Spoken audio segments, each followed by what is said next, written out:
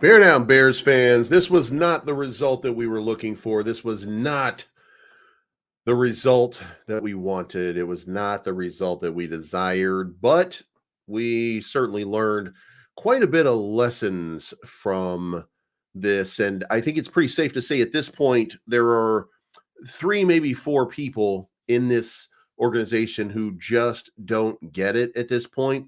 Matt Eberflus, Shane Waldron, DeAndre Swift. Um, let's just go with that for right now, and we'll save Nate Davis for later.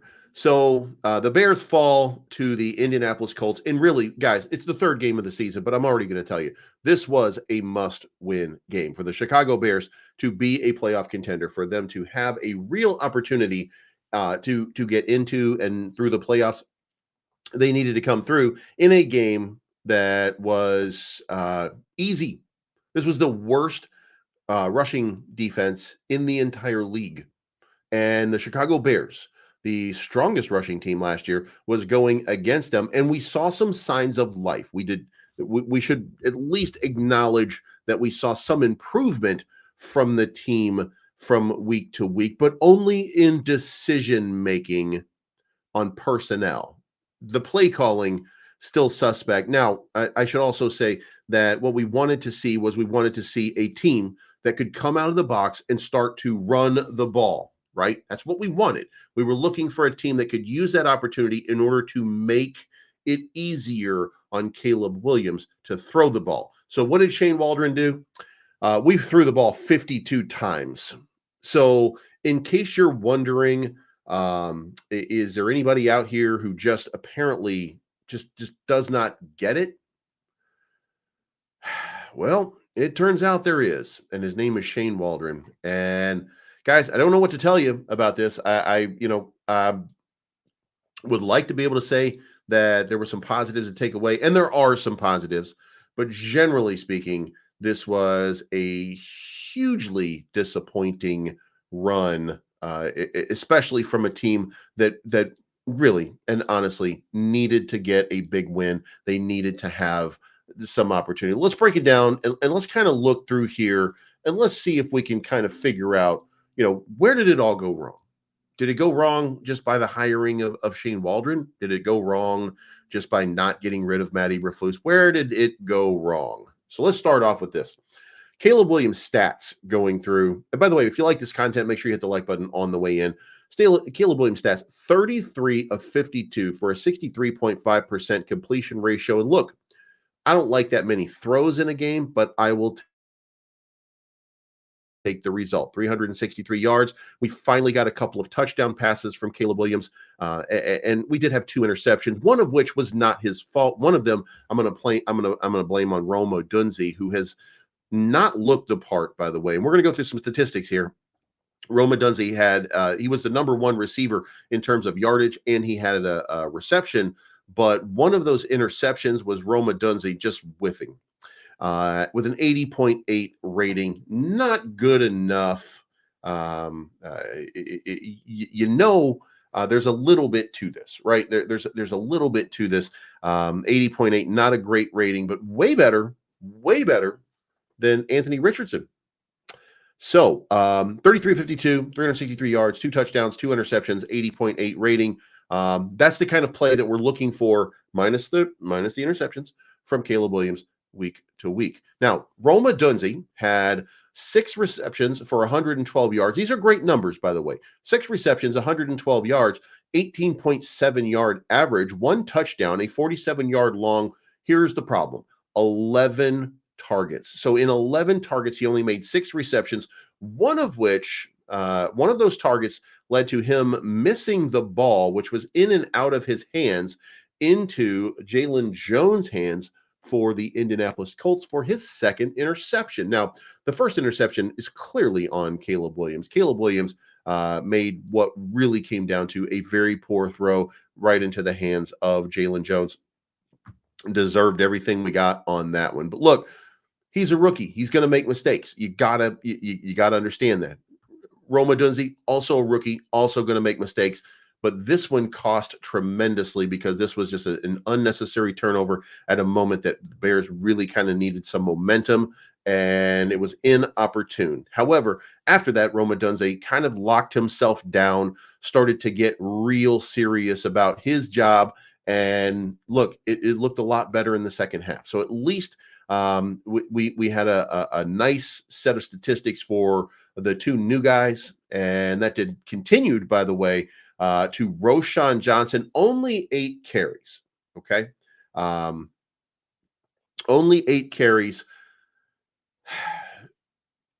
But here's the thing. The weird part of this is Shane Waldron was asked, "Why are you not using Roschon Johnson? Like, what are you?"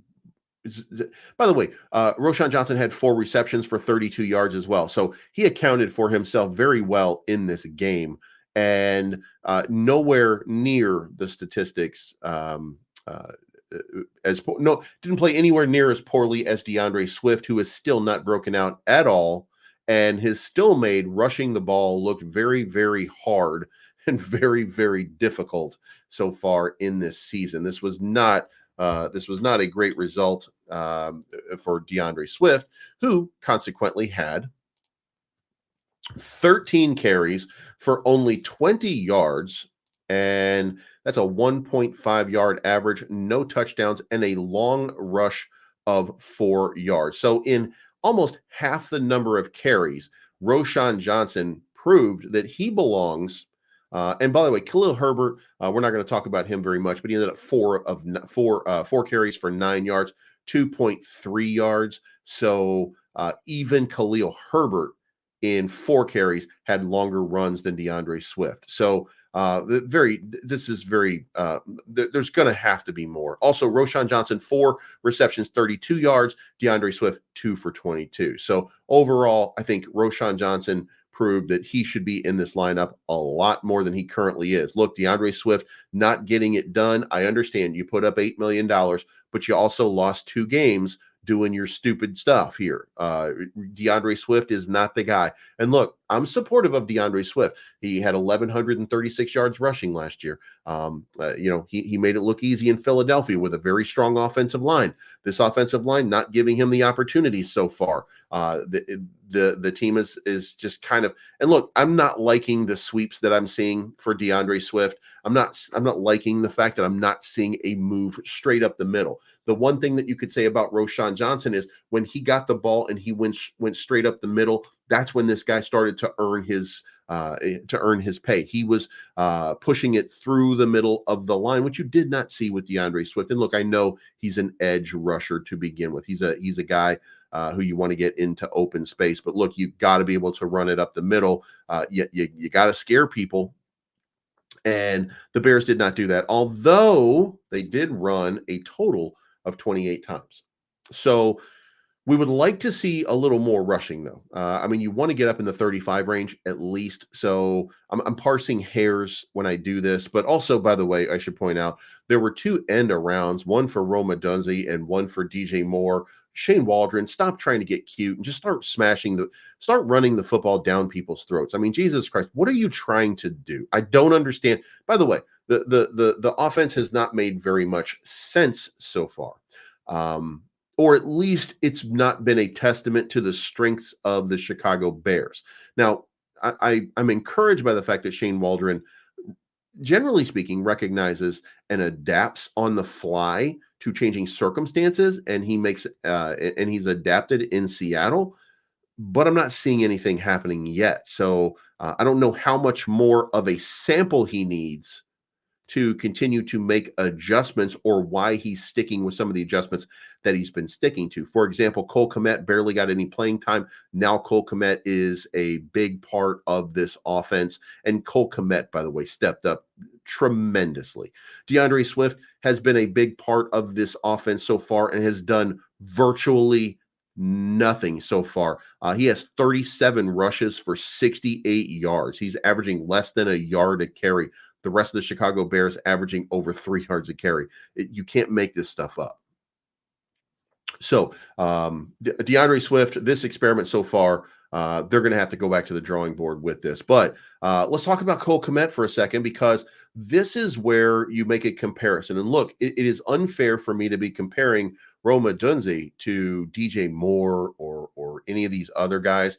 But I mean, when you look at the stat line, you have to acknowledge that there is a difference. Cole Kmet, 10 receptions, 97 yards, 9.7 yard average, one touchdown, 19-yard long, but on 11 targets, which means if you throw the ball to Cole Kmet, that ball is getting caught.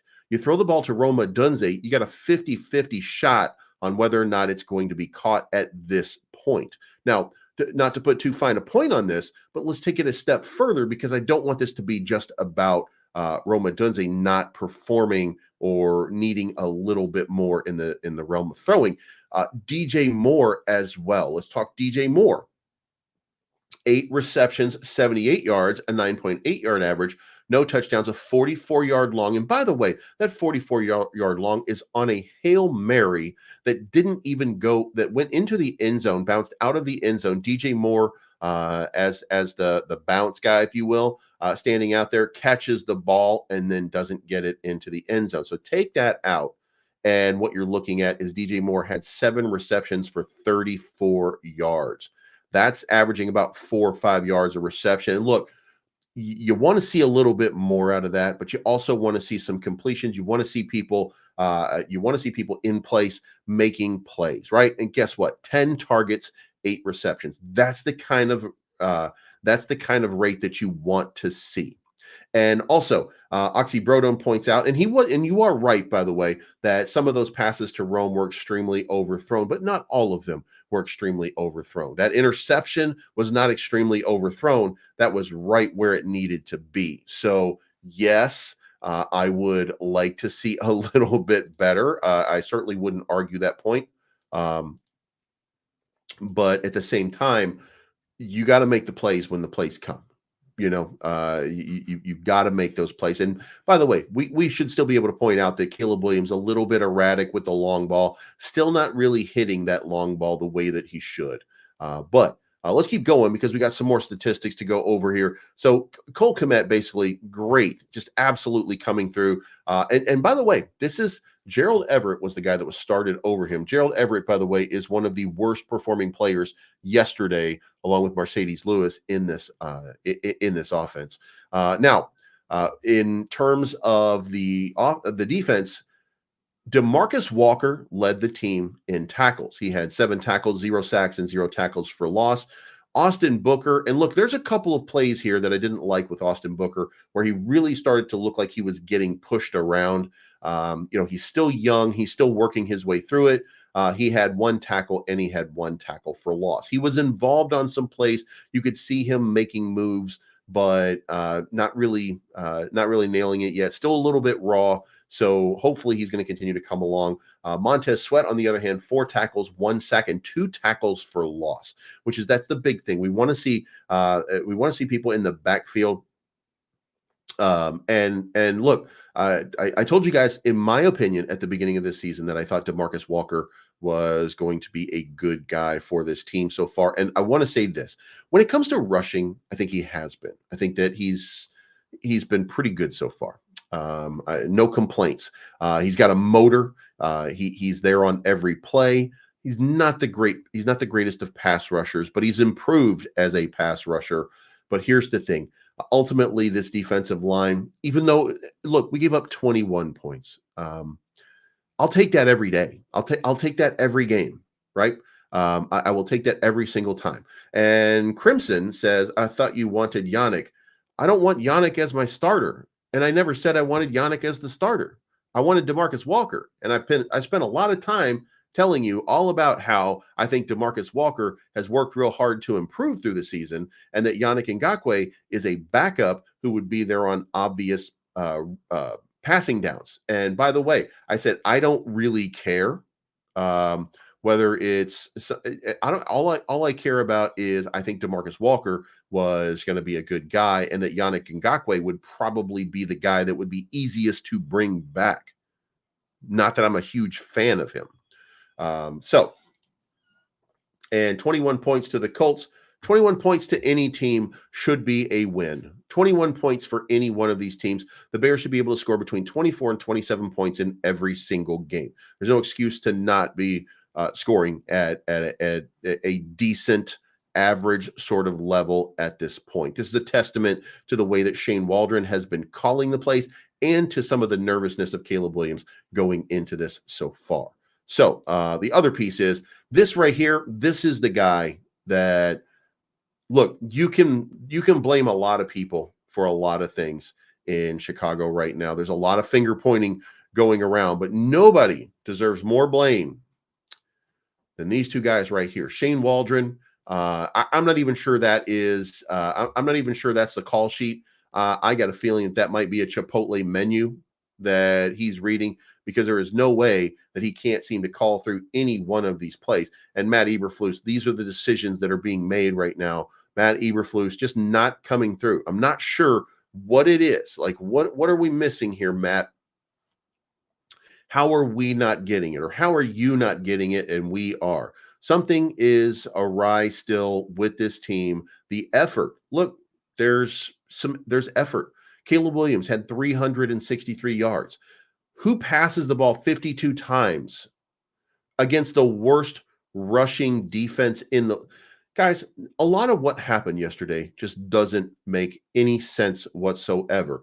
And that comes down to two people. That comes down to Matt Eberflus, and that comes down to Shane Waldron.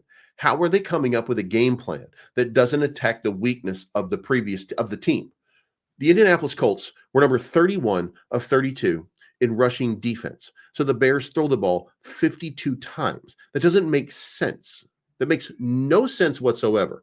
It is unbelievable that we would be in a situation in which we're having this conversation, except we saw it with Luke Getsy. Now we're seeing it with Shane Waldron. What's the problem here? Is it Shane Waldron or is it Luke Getsy?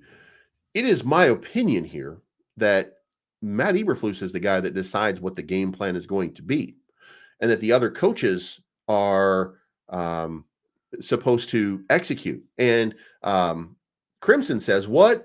Dude, they weren't getting any rushing yards and they were playing from behind. What are you talking about? Roschon Johnson only had 8 rushes, but had 30 yards, averaging 3.8 yards a rush. You're talking about DeAndre Swift, and you're complaining about the entire offense based on the actions of a sideways rushing game of DeAndre Swift instead of rushing it up the middle. That's not Roschon Johnson. That's not Caleb Williams. That's not DeAndre Swift. That's the play calling of Matt Eberflus. That's the play calling of Shane Waldron. That's the player personnel being put on the field to make or not make plays. That is not about anything other than when we ran up the middle with Roschon Johnson, this team looked fine. It looked like a team that was fighting for yards, that was trying to move the ball. This is not where we are. This is a team in need of an identity. And I think that maybe we found that identity, and it was not the identity that we wanted, but or maybe let me rephrase that. I think that's the identity that us as fans wanted. We wanted a strong team that rushes up the middle. We want to see that old 40 yards in a cloud of dust or whatever it is that that we've been looking for. We want to see Roschon Johnson. We want to see Khalil Herbert. We want to see them banging it up the middle. By the way, nobody here makes decisions about this team. I sure as shit don't. I just give my opinion when there's an opinion to give on what they're doing. And it's also an obligation, a responsibility, in my opinion, to be supportive of the team, even when they're making moves that I just don't really agree with. But DeAndre Swift, I don't disagree with their picking up of DeAndre Swift, but I also thought that we already had people on our roster and that it was a waste of $8 million to bring in somebody, and I can't control it. So I have to make the best of it when it happens. But I liked Roschon Johnson. I liked Khalil Herbert. I liked what we had and who we had. But I put a smile on my face for DeAndre Swift. But DeAndre Swift has not been very good. He's not been very good at all. And by the way, Crimson, 100% right about it. 100% right about it all. He knew exactly who was not going to fit in on this team, and it was DeAndre Swift, of all people. So, you know what I mean? I don't know. So now let's talk about who actually played really well.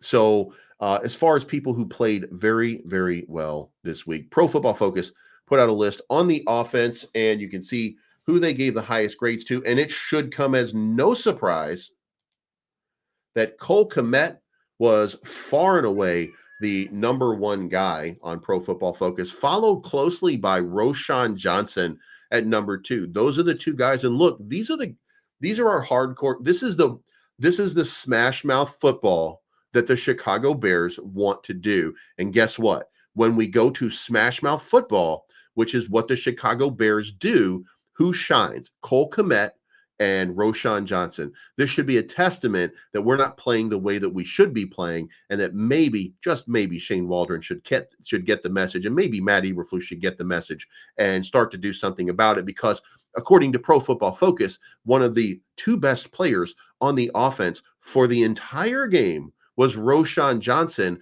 the guy who didn't get any snaps or wasn't getting any snaps, and the guy who, in my opinion, probably would make this offense run, because also he had more receiving yards and more catches than DeAndre Swift. So we just hired a poor man's Roshan Johnson to start on this team. Also, number 3, Darnell Wright. Number 4, Braxton Jones. Now, look, I think they held up pretty well. They gave Caleb Williams a little bit more of a pocket, a little bit more time to throw. Caleb was sacked 4 times. That's not great, but they did they did a little bit of a better job overall. Braxton Jones got called for a penalty.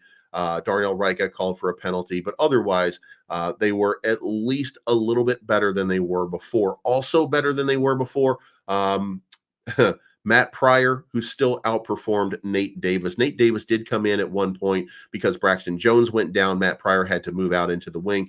So, this offensive line, still a work in progress, slightly better than the week before. Roma Dunze, 68.9, coming in as number 5 overall. And then DJ Moore at 58.2. Caleb Williams coming in at 57.4. Tevin Jenkins, 57.2.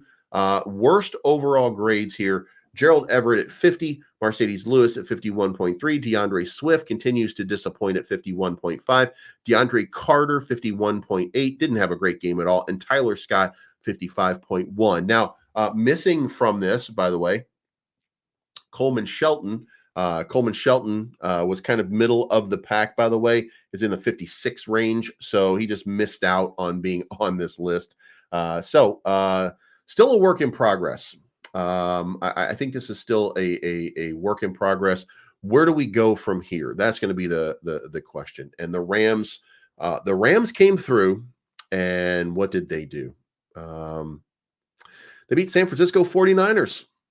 And now that means that the Chicago Bears are probably going to be an underdog in a game that they should have been a favorite in. That look, the wheels haven't fallen off the season. It will be better for this team to go 2-2 than it would be to go 0-4 to start off this season. They will look a little bit better prepared, if you will, at this point, but it should be alarming to a lot of people, the level of dysfunction that still exists for the Chicago Bears. And by the way, if you were watching the Rams and the 49ers last night, if you were seeing that game sort of play out, then you were seeing two teams that were marching down the field, that weren't making excuses, that weren't struggling to move the ball. They were marching down the field. They were making plays when they needed to make plays, something that the Chicago Bears are still at this point not doing. Now, there's been some bright spots. Again, when you have 33 completions and you're throwing the ball around the field, you're doing something different that Chicago has not seen. 363 yards for Caleb Williams is a new Bears rookie passing record. I have a feeling that we're probably going to see at some point pretty soon, the way they're calling the plays, a 500-yard passing game from Caleb Williams. And one of the hard parts here in the first 2 games was Caleb Williams with no touchdown passes. And yesterday he comes in for 2. So he's broken the stigma, if you will, mental mental gymnastics here where you want to get your first big touchdown play. You want to get that, you want to get it under your wing. Took a little bit longer than expected. So I think that we're going to see an improved mentally, we're going to see an improved team. I really do think that that is the case. I don't want to understate that. I think that the Chicago Bears are actually moving in the right direction. They are not moving nearly as fast as what they should be. They're not controlling the line of scrimmage to give the team an opportunity. They're not scoring early. This team has to put up 24 to 27 to 30 points every single game to give this defense an opportunity to be the defense that we know it can be. And by the way, the defense did not have to spend as much time on the field this time.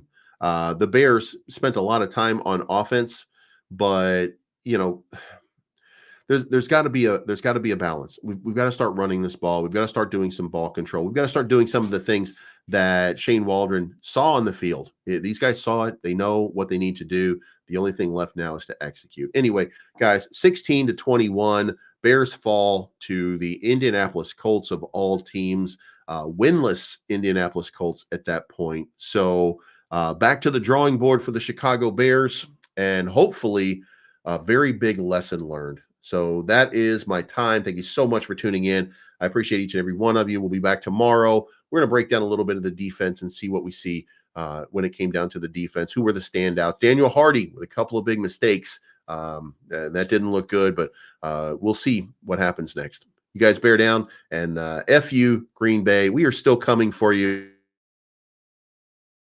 And not as confident as I was last week because we're now down 2 games that I thought we should win. But I remain stoic that the Chicago Bears can find a way to fix this. They're going to have to rattle off a couple of quick wins in a row.